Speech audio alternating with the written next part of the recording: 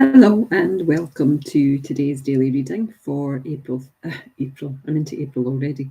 March 30th is the reading today. And for some reason I thought March only had 30 days in it, despite the fact I know the rhyme 30 days has September, April, June and November. But I was thinking that tomorrow was the 1st of April, but it's not. We have the 31st of April tomorrow. So anyway, today's reading is from my version of Time for Peace, and it's called Peace in Our Hearts, Peace in the World by my friend Ruth Fishel. So this is like the first, I think it's the first version of Time for Peace, but it had a different name.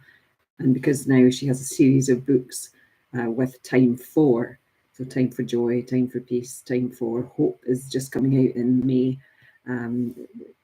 Her publisher wanted her to rename this one to make it part of that series, so Time for Peace. Anyway, back to the reading. Sorry, I go off at a tangent.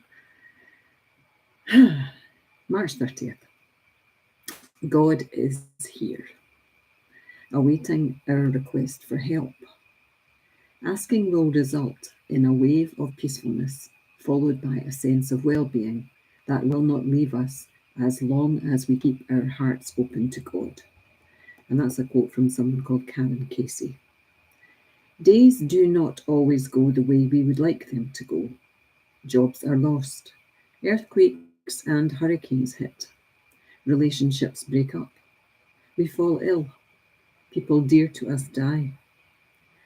Even in times of deep despair, when we remember that there is a power greater than ourselves, guiding us and carrying us, we can rest in the comfort and peace of that knowledge. We can get through these times knowing that there is a higher purpose, even though it may not be revealed for some time. No matter what it is going on in my life today, I can keep my heart open, knowing that God is with me. I can find peace in prayer. God again. He, she, it comes into the readings regularly, especially if I'm reading from either this book from Ruth or Each Day a New Beginning. Often has God, because it's part of a 12-step program, which one of the steps is believing in a power higher, larger than ourselves. So, God is the obvious choice when we think of that higher power. But, for those out there who do not believe in a God, then, I've had kids ask me, who are you, when I'm talking about gratitude, well, who am I saying thank you to?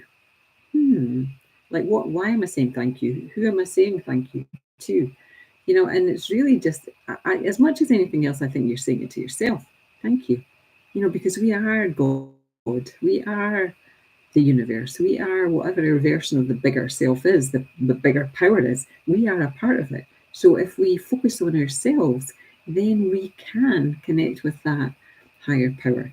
So in times of despair, it's easy to get lost. It's easy to forget that there is something bigger than ourselves because we are so wrapped up in the suffering that we are experiencing.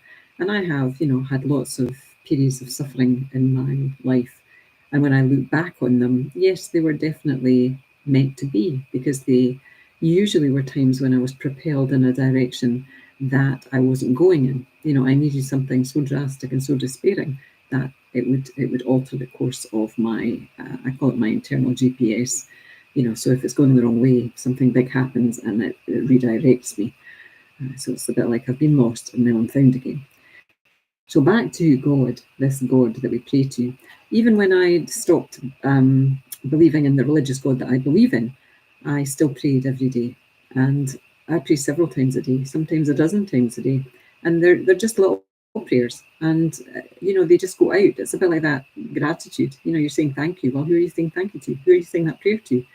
To me, it doesn't matter. It's like an intention that I'm setting. It's like a gratitude, a humbleness, a belief in something bigger than this body that I'm living in, that I'm driving through this life, if you like, if we want to stick with the car and the GPS analogy.